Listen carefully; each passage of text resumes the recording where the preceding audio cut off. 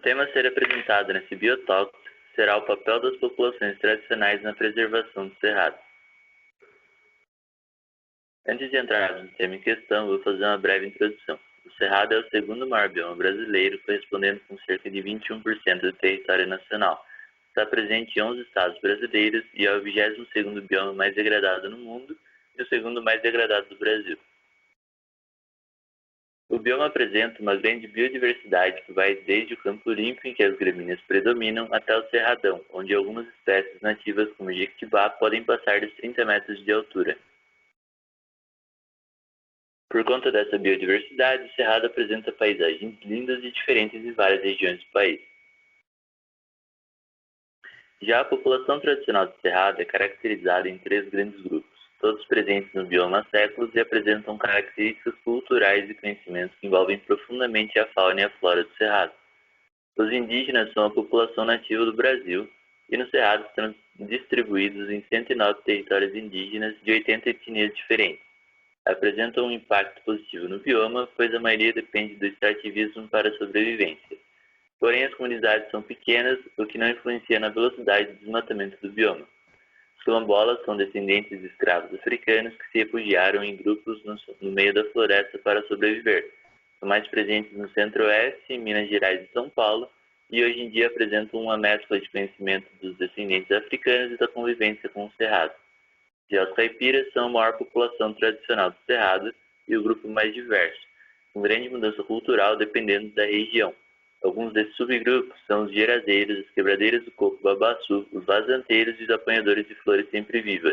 Todos apresentam um conhecimento diferente sobre o Cerrado e utilizam de forma específica para a sobrevivência.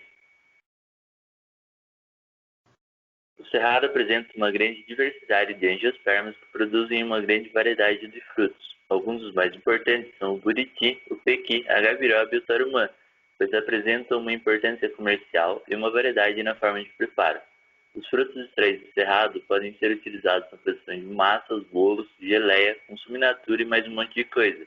Em alguns lugares do país, os frutos são presentes na culinária local com grande sucesso, como o arroz com pequi, um prato tradicional de Minas Gerais. E o extrativismo sustentável focado na coleta de frutos pode gerar a criação de cooperativas, empresas e comércios como restaurantes, geram um impacto comercial grande e tem potencial de exportação. Para efeitos de comparação, a rentabilidade por hectare do pequi e da seringa pode ser muito maior que a do soja e do gado bovino. Também é importante destacar a presença de algumas oficinas, geralmente realizadas por ONGs, que têm a intenção de mostrar a variedade no preparo dos frutos nativos. Essas oficinas são meios muito importantes de divulgação de informação e ensinam na prática a população tradicional. Para que possamos entender essa dinâmica de como as populações são importantes no papel de conservação do cerrado, precisamos compreender melhor as pessoas que lá vivem. As populações locais, elas são detentoras de conhecimentos botânicos do local em que vivem e esses conhecimentos são passados de gerações para gerações por muito tempo. A utilização dos recursos naturais pela população local permite um equilíbrio econômico, social e ambiental do cerrado. Associações, cooperativas e pequenos produtores possuem um papel super importante no desenvolvimento econômico sustentável. Alguns exemplos que podem ser citados, como a indústria de frutos do Brasil em Goiânia, a Cooperativa de Pequenos Produtores Rurais de Japonvar, Minas Gerais, e a Associação de Produtores e Beneficiadores de Frutos do Cerrado, Benfruc, em Damianópolis, Goiás. Alguns agricultores que no passado atavam fogo para preparar áreas de cultura agrícola, destruindo esses frutos, atualmente estão construindo aterros a fim de proteger estas áreas produtivas, além de outros que já estão formando pomares com o replantio desses frutos. Um exemplo dessas associações é a loja virtual do Central do Cerrado. Ela reúne mais de 30 associações e cooperativas de diferentes pontos do país. Além dos frutos que já foram citados pelo Murilo, outros frutos são de extrema importância nessa economia sustentável, como araticum, fruta-pão, fruta do conde, ingá do mato e genipapo.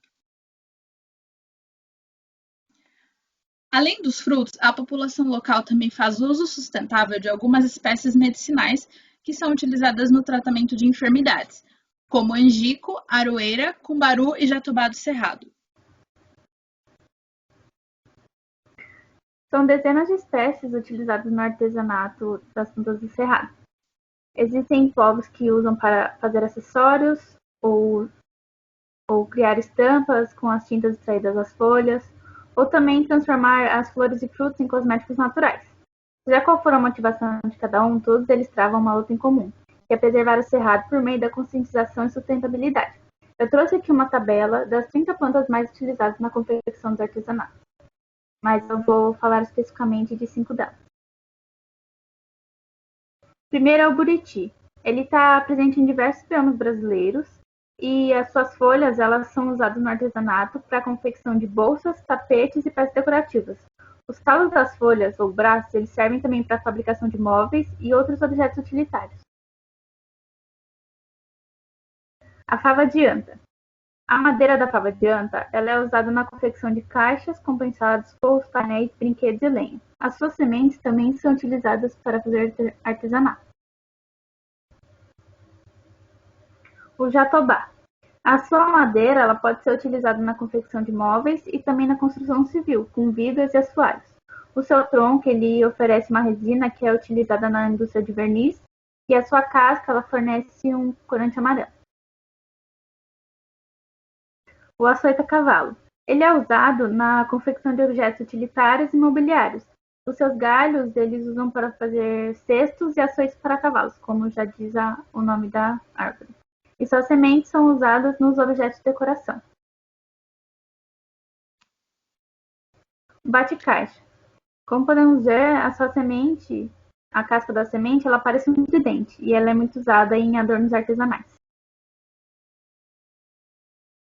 As ameaças à biodiversidade do cerrado. O cerrado é o bioma que possui uma rica flora e fauna. São mais de 7.000 espécies endêmicas. Só que o que dificulta essa conservação do cerrado é que apenas 2,2% da área é legalmente protegida. E com todo o desmatamento que está acontecendo, várias espécies nativas elas estão sendo consideradas ameaçadas de extinção. Algumas das principais ameaças da biodiversidade do cerrado são a erosão dos solos, que causa a degradação de diversos tipos de vegetação, a invasão biológica causada por gramíneas de origem africana, o desmatamento, as queimadas, o agronegócio e as carvoarias. Tem também importantes rios brasileiros que são afetados, que são o Rio São Francisco e o Tocantins. E os cursos d'água eles não se restringem às áreas desse bioma, sendo importantes também para outras regiões brasileiras. Vendo todas essas potenciais ameaças à biodiversidade, surge em 2001 a ideia incrível de montar uma rede de sementes do Cerrado, que é uma associação sem fins lucrativos, possui mais ou menos 15 anos de existência e tem o propósito de fomentar a cadeia de produção de sementes do bioma Cerrado. Nesse link é possível acessar a página da rede de sementes, onde você consegue ter informações sobre os projetos e sobre as vendas das sementes, das espécies que eles produzem e informações adicionais. Para finalizar, é preciso de mais estudos para entender realmente o papel que a população tradicional desempenha no cerrado. Porém, quando comparado com papéis semelhantes feitos em outros biomas, como na Amazônia, a perspectiva é positiva, principalmente com a criação de reservas de proteção e com a implementação de um extrativismo sustentável, que possa trazer benefícios econômicos à região. Também é essencial que se conheça espécies úteis para uma comunidade, assim como a sua abundância e variedade dos indivíduos, para que seja possível o planejamento de áreas de conservação de uso sustentável, além de compreender o papel que essa comunidade desempenha na conservação dessas espécies. Essas informações são de extrema importância para entender a dinâmica dessas espécies potencialmente exploradas, no intuito de estabelecer taxas de coleta sustentável e um manejo adequado que permita a manutenção delas a longo prazo. Muito obrigada pela sua atenção.